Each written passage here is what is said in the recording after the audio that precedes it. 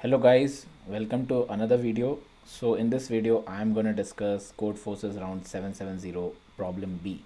Right, so the question says that there are two people. Oops, I forgot to share my whiteboard here. So Alice and then Bob. Right, so there are two people that we are looking at. Now they basically start with a number. Let's say Alice starts with X, so we are given that Bob's initial number will be X plus 3, and we are given an array that is A1 A2 till AN, right? So we are given A1 A2 till AN numbers. Now we can perform two operations. We need to perform two kinds of operation, but we need to perform it in increasing order from A1 till AN, right? So if I take X, so then I can do two operations. One is I can either do X plus A1, or I can do X XOR A1, right? Once I do that, I get some value, right? Now this will give me some value and this will give me some value. Now with this value I have two more options. So let's say this value was x1. So now I can, with x1 I can do either x1 plus a2, or I can do x1 plus XOR of a2. Similarly, if this had given me x11, so I had two options, x11 plus a2. Similarly, x11 XOR of a2. Oops, I'm not sharing my screen. Yeah, so this is what I was talking about. Similarly, now this will give me some value and I can do that for with a3. Now I need to do this type of chain process till I reach an. So after doing with an, I will get some final value, right? So I need to tell if who among these two, Alice and Bob, is gonna reach a value of y after performing these steps of operation, this chain of operations, right? So that's what is the question. Now what we need to do here is, it's there are some hidden answers in the question itself. It says that one of them exactly one of them will have gotten a number y, so that is sure. So the input is going to be valid. So let's say if I'm given x and I have x plus 3. So one thing to notice here is x, if it's even, x plus 3 will be odd, and if x is odd, x plus 3 is going to be even, right? We can take any number and we can try that thing out. So the parity, which is like odd even parity, is going to be different. So that's the one catch. The other catch is, in any of these operations, d plus adding, like the sum operation or XOR operation, we keep the parity same. So what do I mean by that is, let's say if I have 2 and 4, so if I add them, it's going to give me 6. Similarly, 2 XOR 4, it's going to do, let me do that, 2 XOR 4 1 0 0, so it's going to give me 6.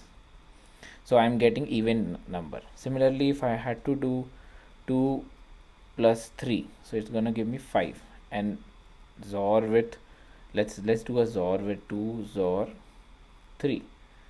What number is going to give me is this is going to give me 1 0, just give me 1. So here I'm always getting an odd number. So what I'm trying to say is, no matter what kind of operations, the parity stays the same till the end, right? So after all the operations with a1 and similarly an, once I do all the operations with a1 to an, maybe I'll get some value which is odd, right? So odd, and if my x is even, so the answer y has to be, what is it, has to be odd, and even operation, it has to be odd, right?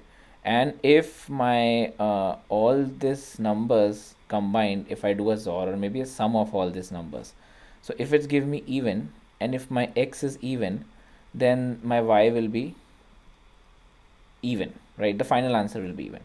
Similarly, if all these numbers are odd and my x is also odd, then odd and odd is gonna give me odd, right? Odd and odd is gonna give me, oh sorry, odd and odd will give me even, my bad.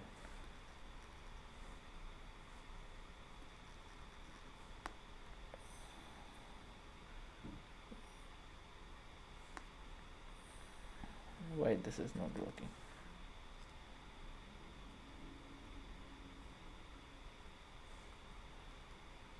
Okay,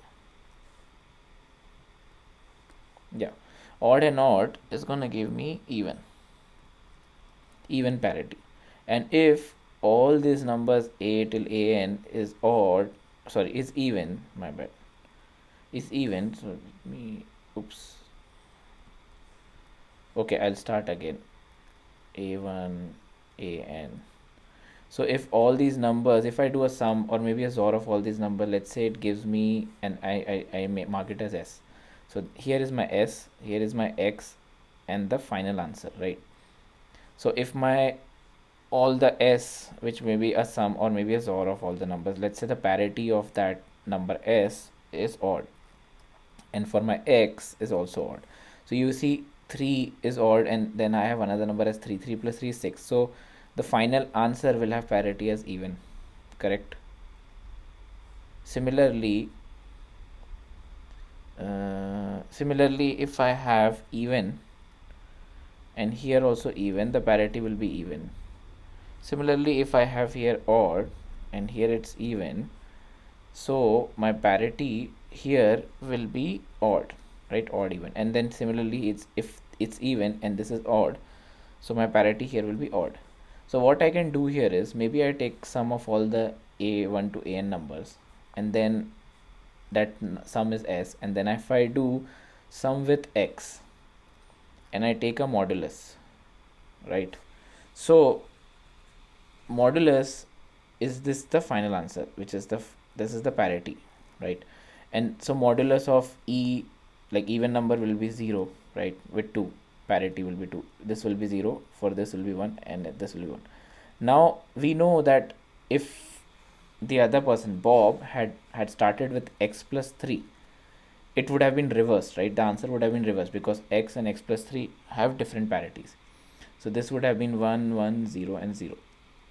So we know that exactly one of them will get the correct answer. So we just need to match whether Y's parity matches with Alice's parity, right? If it doesn't, then we know Bob is the winner. If this matches with Y's parity, then we know Alice is the winner. So I hope this question was clear. I know it takes a little bit time to wrap your head around it, but it's a pretty nice question. If you guys like this video and want to see more video, please give me a thumbs up and subscribe to my channel. Thanks everyone.